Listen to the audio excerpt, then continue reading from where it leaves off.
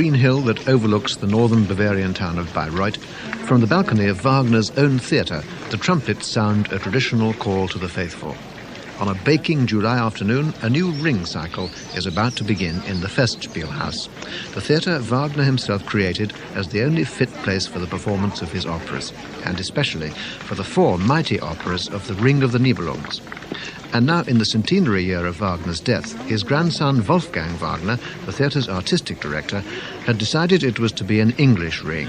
He invited Sir Peter Hall to direct, Sir Georg Solti to conduct, and William Dudley to design the production, with a cast that was to include many British singers.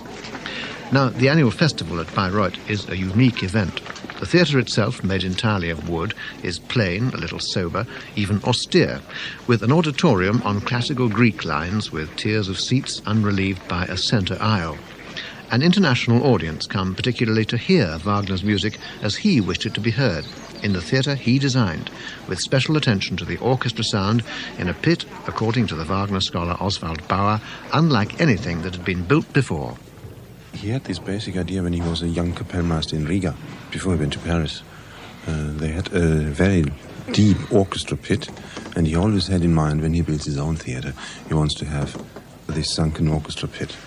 And the additional idea was to hide, as he said, the mechanical production of music from the eyes of the auditorium. Because it slopes, in fact, in the opposite direction from what you would expect in yes, a concert hall. It's an amphitheatre like the auditorium.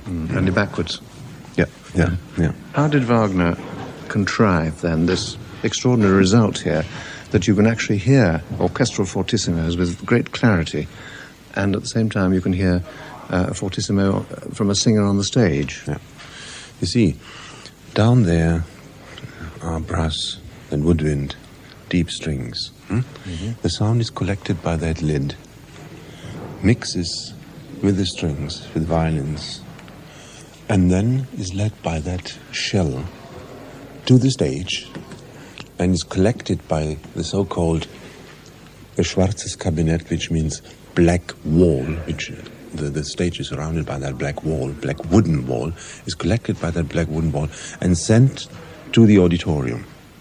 While the voices of the singers, they go directly from the stage to the auditorium.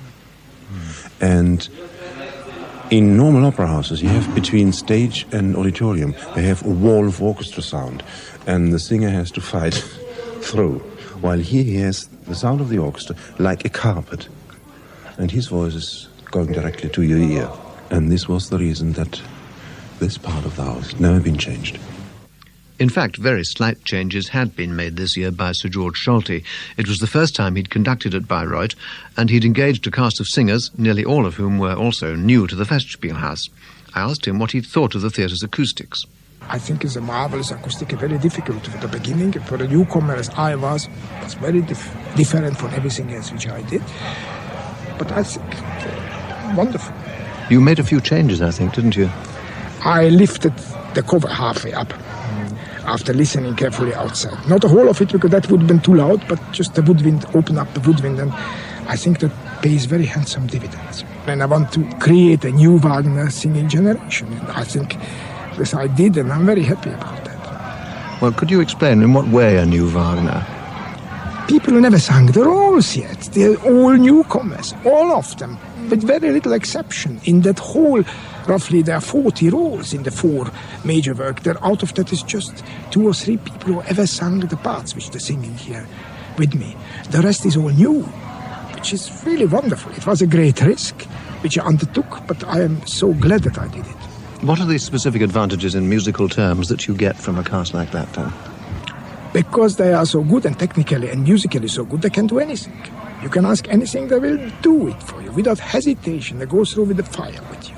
I always did it. I always adored to working with young singers, and I just follow that. My old policy starting in Germany to Covent Garden, I always worked with young singers, and I just do it again.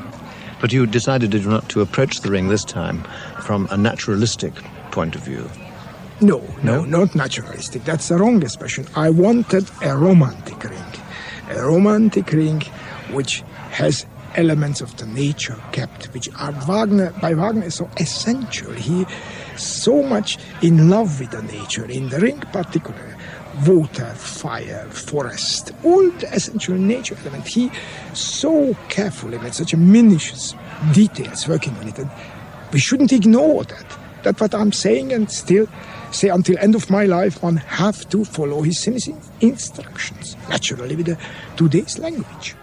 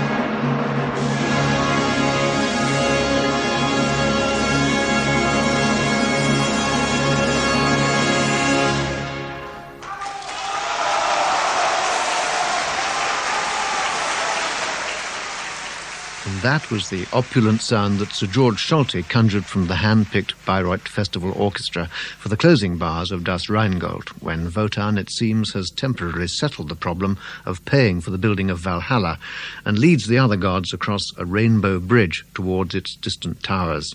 A majestic and indeed famous orchestral passage, Solti excels at such moments. One of his musical assistants was Ed Spaniard from Amsterdam.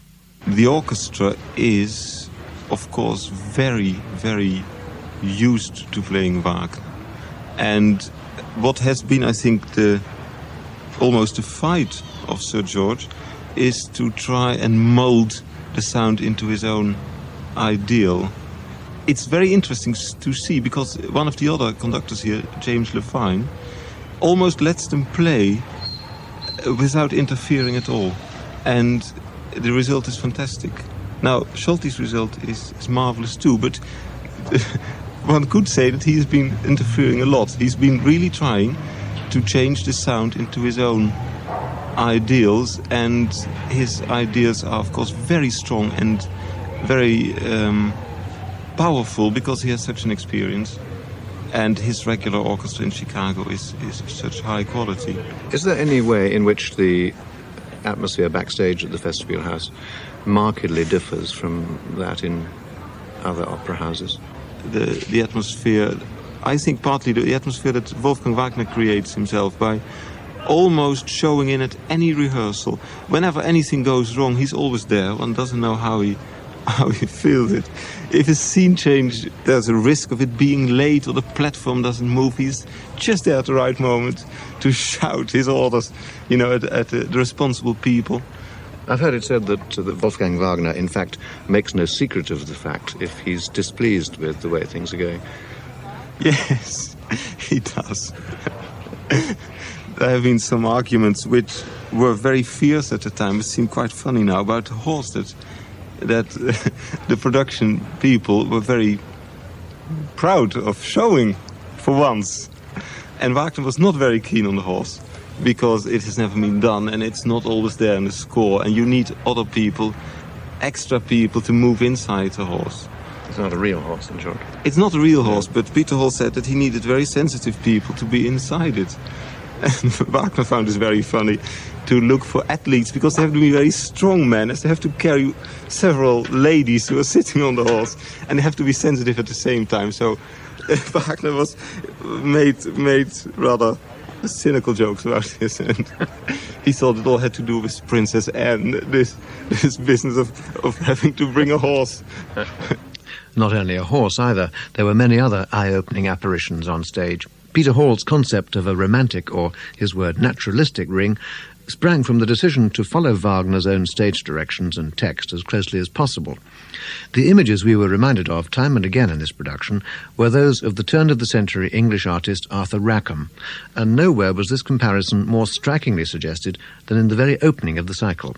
As the curtain rose after the prelude to Das Rheingold, I can't have been the only one who caught his breath at the sight of the stage apparently completely flooded with water. By means of an enormous mirror, we seemed to be really in the depths of the Rhine, and swimming and seductively singing as they teased and taunted the evil Alberich were the three naked Rhine maidens, Agnes Habereder, Brigitte Svenden, and an English singer, Diana Montague.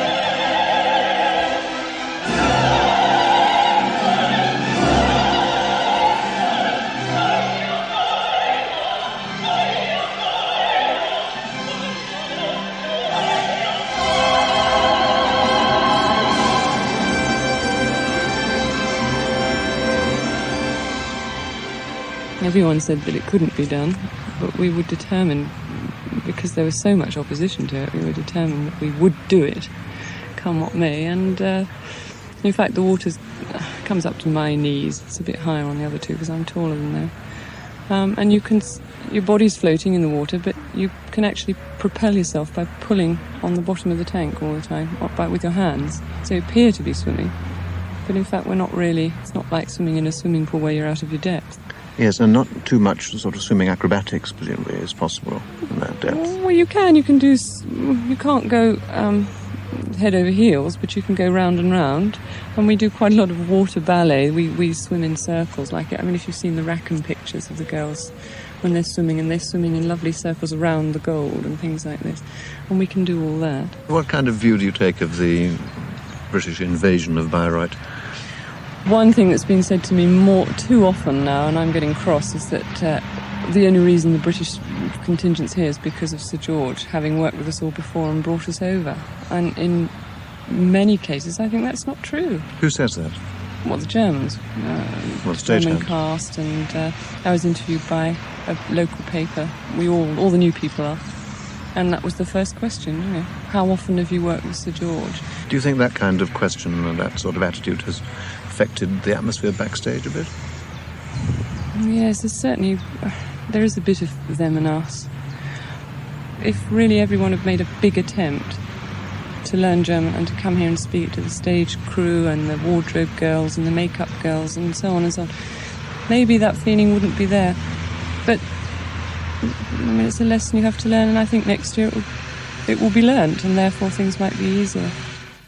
Diana Montague's point, she sang Felgunde, was one I was to hear quite often. Things would be different next year. Indeed, they'd be different by the end of this year, for there are 3 full ring cycles in the season. But it became an open secret that in the preparations for the opening nights, 4 of them, remember, in rapid succession, the atmosphere backstage did get difficult. There was friction between Wolfgang Wagner and Peter Hall. Hoss Mostart, who works at Glyndebourne, was Peter Hall's right-hand man during the ring rehearsals. Right-hand man and, something even more necessary, interpreter. We had a few very rough rides, yes. I'm not quite sure whether it's a language problem as such. I think the problems have been that the German theatre is very well organized in a way that they want 2 years in advance to know exactly how you're going to do the production. And if you differ a little bit from it, they get very sort of upset. And the way Peter works and the way Bill works, it's much more creative. You start a scene and you think, well, those singers can do something different, or we should change the set, or we should change the ideas a little bit. Then you go to the workshops and ask them, well, can we change, or can we have so-and-so instead of so-and-so? Which usually means that it's going to cost more money, and we're already heavily over the budget. And they're not very keen on that. And they think in a way that we're very amateur and very badly organized. Is there also a point that they expect a greater degree of initiative on the part of the performers than producers are accustomed to getting in the Festspielhaus? I think so. It's very obvious the first few weeks when we were working with German singers. They only wanted to know what the moves are going to be. Where are we moving? What are we doing? And the English singers, they're much more creative in a way. They're much more flexible. They start to invent. I mean, Peter Hall suggests ideas to them, and they take it in, they absorb them. And then they start to do something that would otherwise never have happened. And that's very, very interesting. But German singers find it terribly, terribly difficult. And when Peter says, well, I don't know what the scene is about, let's just go from the start and pretend we don't know anything about it. They confuse it with being sort of not organized, not well prepared, really rather amateur approach, which it isn't. That's been very, very difficult. I mean, singers have been complaining a lot about it, but it's better now. I think they understand much better now what's happening. But one leading singer, again new to Bayreuth, did respond quite positively to Peter Hall's direction, and it was a key role, the Brunhilde, Hildegard Behrens. I had a wonderful time working with him, and right from the beginning we agreed on basic ideas about my role. And I thought that in a kind of telepathic way, we agreed on what I did, or I asked him whether some gesture or movement was projecting what I intended to, more than the actual gesture, but something archetypical or symbolic beyond or above. And so I had total confidence that he would see what's right or what's less right. And all the relationships I had to establish with my partners, with Wotan, with Sigmund, and with Siegfried, were fine. And on the part, I thought that he has a very truthful approach. I'd quite like to put to you a criticism that we've heard from some of the people who didn't like the cycle, didn't like the way Peter Hall had visualized it and so on. And that was that he didn't show enough evidence of his ability, which nobody doubts exists, to look after actors and to give them relationships and to give depth to their characters. Is this a criticism that you understand? No, I was very happy, and I feel much better. It's like sculpturing, you know. And I didn't feel in any way, pressed or limited, only inspired.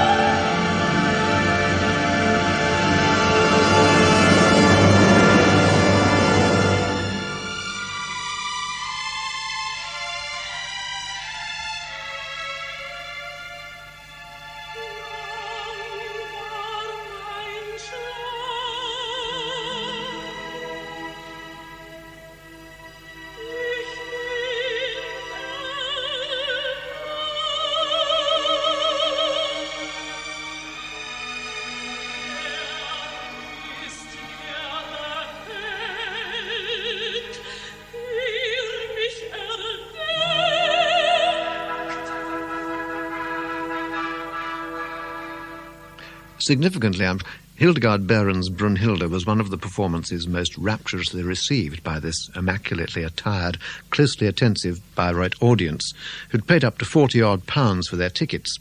Woe betide anyone who dropped his programme or even fanned himself in the 90-degree heat. Behrens, though, looked superb, with the physique of a tennis star rather than an old-fashioned opera queen, and a striking stage presence. The arts editor of The Times, John Higgins, an ardent admirer of the Peter Hall production, was one of those who warmly applauded Behrens' performance. Behrens is an extraordinary singer. She is obviously very malleable, that in Salzburg, Karajan created an entirely new Behrens with Salome 3 or 4 years ago. And here, as Brunhilde, we have yet another new Barons created by different Svengalis. Svengalis here, of course, being Peter Hall and Georg Solti. He now has a golden tone which he just unleashes like opening the locked gates of a river.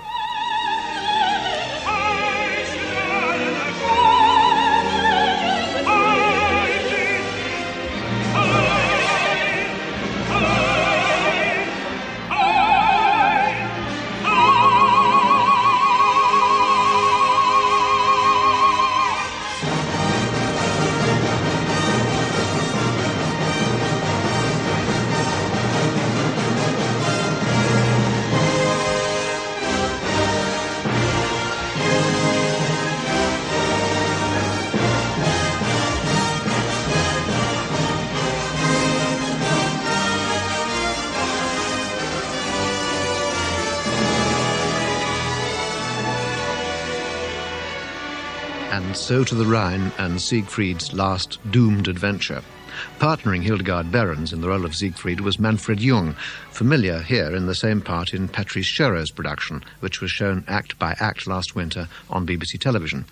Incidentally, everyone at Bayreuth uneasily remembered the catcalls and jeering that followed Chéreau's opening nights in 1976, and, by contrast, the 90 minutes of ecstatic applause that followed his last night.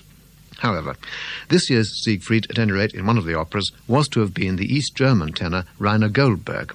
At the last minute, he dropped out, and it wasn't the only 11th-hour cast change. Sigmund Nimsgern, the Wotan, fell ill and didn't appear in Siegfried. So, in Act 1 of that opera, none of the three principals had appeared together before. Siegfried was the unluckiest opera, with a disastrous dress rehearsal, which, like all the dress rehearsals, was separated from the opening night by more than a week. Peter Hall told me the story. We worked long and hard with Rainer Goldberg, the East German tenor, who has a beautiful voice and sang it incredibly beautifully at times.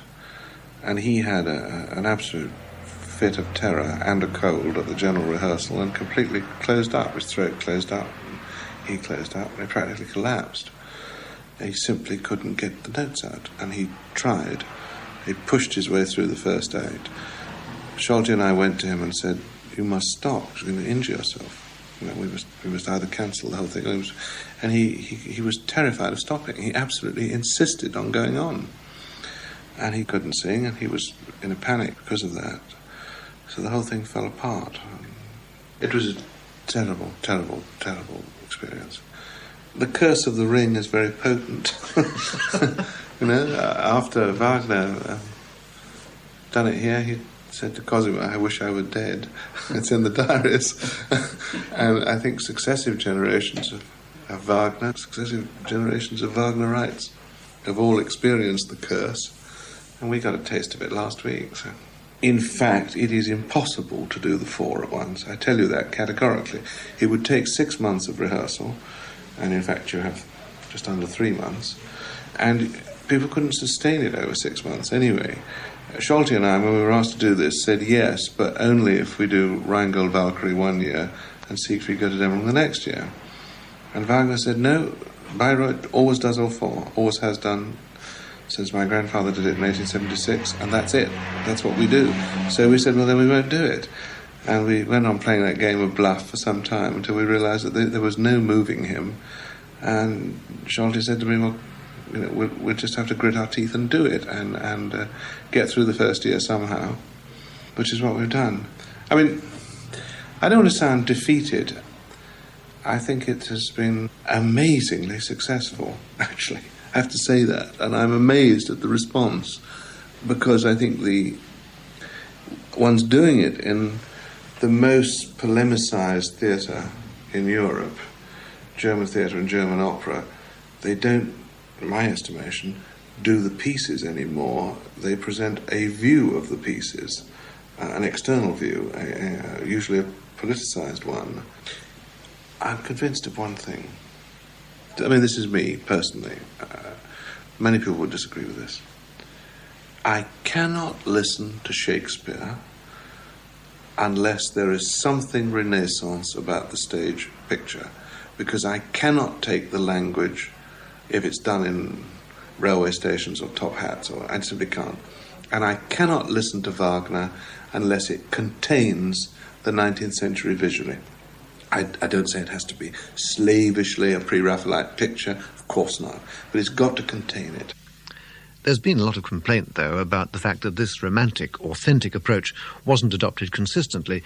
For instance, there was the third act of Die Walküre, the scene of the ride of the Valkyrie maidens, and where Wotan, his will thwarted by Brunhilde, condemns his favourite daughter to a kind of living death, sleeping and ringed by fire, only to be awakened by a hero who has never been afraid. The set makes use of the central device of William Dudley's designs, a huge hydraulically operated platform said to have cost £130,000, which could be turned right over like the cover on a vast soup tureen. In Valkyrie, Act 3 was a bare, almost abstract space, far from the natural world aimed at in the rest of the production. William Dudley talked to me about some of his thoughts on this scene. You're faced with the idea that you're dealing with people who actually live on mountains. So the moment you try to draw mountains, they look like a sort of Tyrolean postcard. And you think, well, I can't use the classical mountains. I can't, with snow on top. To find a way of really staging a mountain that is grand.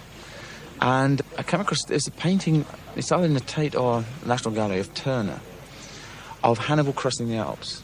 You know, where there's a few elephants in the foreground. And behind them, across the valley, there's a massive curving snowstorm. And it's like a big rolling wave that's blotting out the sun. And it's an immense motion. And that curving shape, I then crossed with a view I'd seen out of a plane on a long plane trip out to Los Angeles, was that if the aerofoil shape of a plane, especially, you know, they can change the front edge of it and curve it. The way it seems to kind of hold the air. Even when it's still, a plane's wing is very light. Even though you know it's thick and strong and you could walk on it, it has a feeling of being buoyed up by the air.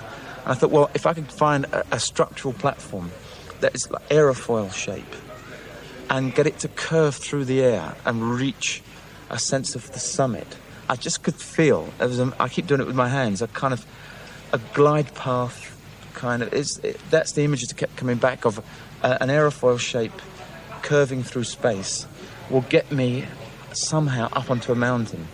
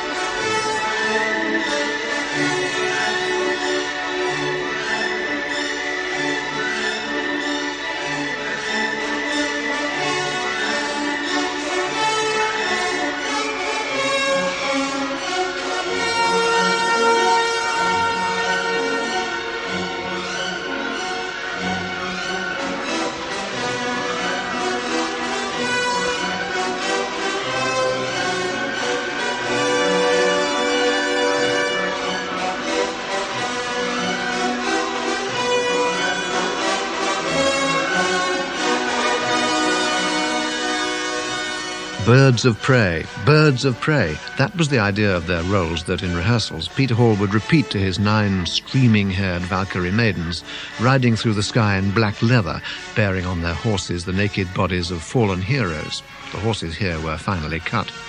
One of the maidens this year, Ortlinda, is a British singer, Anne Evans, whom we saw perched perilously 50 feet above the stage as William Dudley's platform tilted like some huge radar dish. The first 4 Valkyries sing on this huge stage that's tilted upright like a sort of rock face, and we hang from it. And the harness, the first time we did it, was actually terrifying and quite difficult to sing, but we've actually sort of mastered it, I think, now. Where does the harness go? Round your waist, under your rib cage, in fact. So when you breathe in to sing a note, what happens? Well, the harness gets loose, and the first couple of times we thought we were going to slip through it. Do you have anything to hang on to by your hands? No, you have a spear in one hand, a shield in the other, a knife in your belt. I mean, it's just sort of luck, really. Is it possible, really, to tell the Valkyrie maidens apart? No, not really. Obviously, you hear the high lines, and if you know a particular, like Helmwege has the same Hoyota hose to sing as Brunhilde. Ortlinda's really very much a middle soprano, which is a bit boring for me. They have some extraordinary things to say, actually, don't they? But see how my mare yes. likes your stallion. I think. My mare is nudging your stallion. Yes, it's quite funny. If you think about it very carefully. But then they get into the heroes bit, and they're talking about all the dead heroes coming to Valhalla. And do we actually see the dead heroes in this production? Yes, indeed you do. They're 5 rather handsome naked boys. And I must say, the first time that the 4 of us that are on the disc that comes down saw them, I mean, it was quite a shock. We actually had to stop singing. We went, ooh!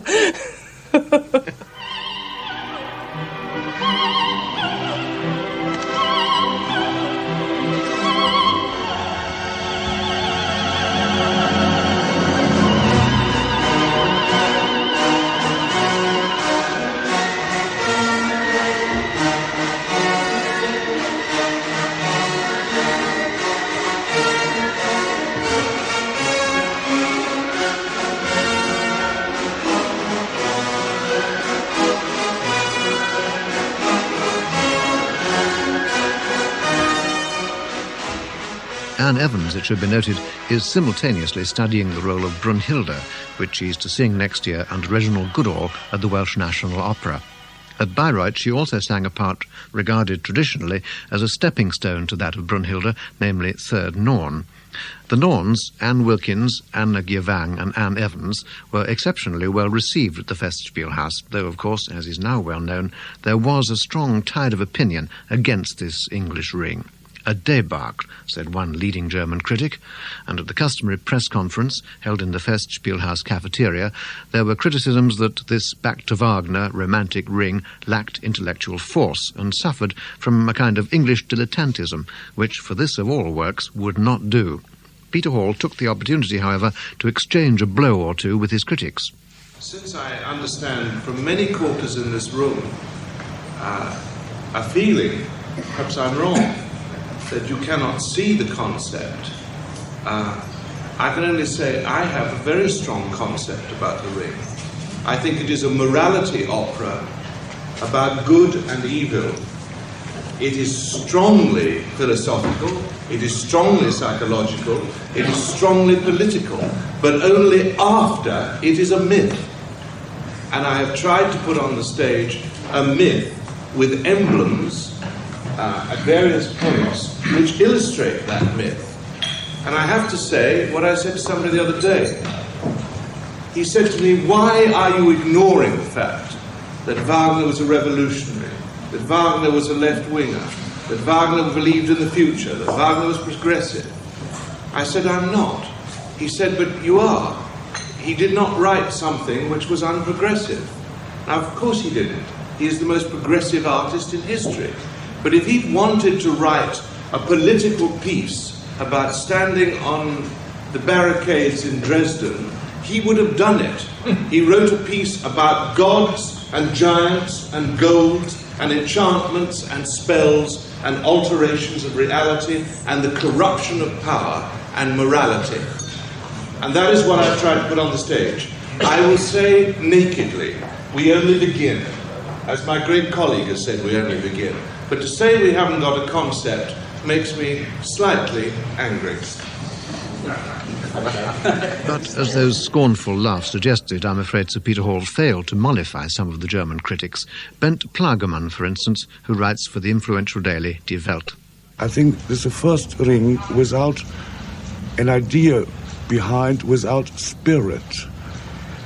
I am so often yawning, and I'm so disappointed because I think that this famous Sir Peter Hall is so helpless in arranging persons on stage. I know him as a very fantastic Shakespeare and Pinter director, and he seems to me very helpless. Then, more important, I think that Ring des Nibelungen is one of the greatest works in the history of European music and culture, and is not only a fairy tale, and it has a lot of social, political, and psychological backgrounds.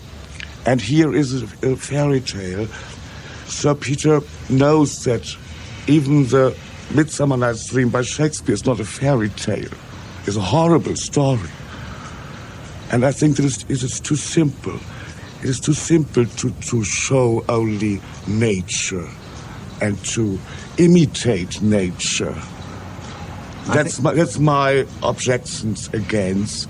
And there, I think then there is no identification between Solti and Sir Peter. Solti is playing for his own fantastic it's a soundtrack. He gives a soundtrack in a fantastic luxury way. And Sir Peter is illustrating. And illustrating is, in my opinion, not enough for a stage and not for even Sir Peter Hall. On the same side of the fence have been some of the English critics, though their strictures have, I think, been a bit more polite. One critic who, on the other hand, did approve of Peter Hall's basic idea was Andrew Porter, now music critic of The New Yorker, and the man who translated Wagner's text for the English National Opera. Sympathetic to Peter Hall's intentions, but not entirely to the way they'd been realised. He said several times before this came up that he wished to observe all the stage directions, which he said are very specific. He says when the text calls for Rhine maidens to swim in water, this is a statement he made, an official statement, I want the audience to believe they are swimming in water. Well, they were swimming in water, and probably the first Rhine maidens who ever have. But there are other stage directions which seem to be just as important. Things like Wotan flings himself down in a rocky seat. And then you get very important images, such as Wotan on this rocky seat, Brünnhilde kneeling beside him, kneeling at his knees, hearing his confidences. These things were all made impossible by this very bare designing on which none of these stage directions could be observed. Do you accept this argument put forward by Peter Hall and William Dudley that really the amount of time they had available simply was not enough to put on 4 major operas? Peter Hall has said several times, he's used as an excuse this impossibility of putting 4 operas on. It's an unwise thing to have said so often in this town where Wieland Wagner has twice put on perfectly well-prepared rings, where Wolfgang Wagner has put on a very elaborate and equally well-prepared ring. They were both slightly simpler than this one, and therefore I suppose you could say that Hall has been over-ambitious in thinking that he could get on something quite so elaborate, and perhaps he should have considered the technical limitations of the theatre a little more before proceeding with this elaborate machinery. And so we come, do we not, to Sir Georg Solti? I thought there were marvellous sounds in that ring. He's particularly good at the murky, sulphurous, demonic passages where the sound seems to be smouldering or smoking, and yet every strand remains clear.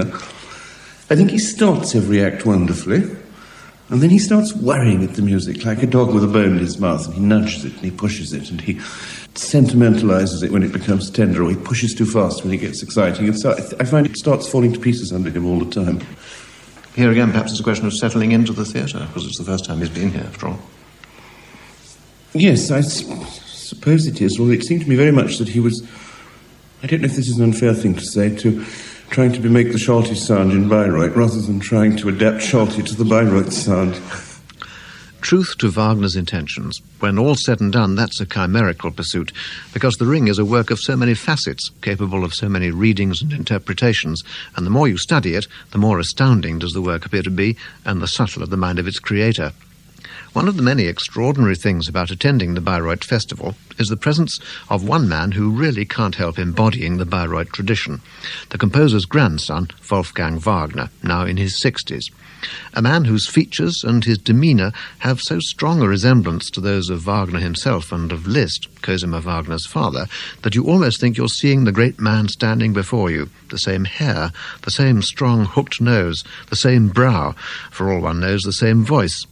Wolfgang Wagner has seen the beginnings of many a Ring cycle since the 1930s, and his feelings about this production were emphatic. Und ich glaube, dass ein ganz wesentliches Ergebnis.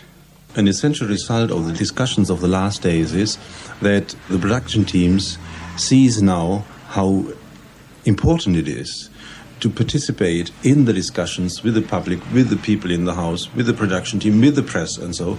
And he said that he made the experience when they were working, he got the impression that they worked, as he used the English term, of splendid isolation. They wanted it to be disturbed in their concentration on the work. And they see now that it is important, the public side of the discussion, which comes now when the premiere is. And he said he's convinced that working on that production again and again, it will become really something which is in this Bayreuth tradition. Als notwendig ausgewiesen wird. Could I ask if Herr Wagner is content with the nature of the press response to this year's Ring? Ich bin deswegen zufrieden, weil die The press, and this was interesting, brought a lot of inspiration and thoughts, contributed a lot of thoughts to this production. But does he feel that for each new Ring there is enough rehearsal time to put on performances which people will want to pay a lot of money to see? Ich persönlich behaupte, ja. There was time enough, and the last 5 productions showed that there always was time enough in Bayreuth to rehearse. And this was even a longer rehearsal period. And he said he thinks that the discussion about not having time is a wrong discussion. We should talk about the result. Of course, everyone knows that the polishing, the finishing, can't be done in the first year. But there is enough time, and it also was enough time in the last productions, to offer something in the first year which is worth for a festival. And he said the problems were of not being ready or not having the time on the side of designer. When he wants things which can be done in time, and he orders them in time, they could be provided. But miracles are not possible. That's a good thing, a very positive thing about Bayreuth, that you can talk very frankly about these things. And for him, this is a sort of a form of democratic theatre.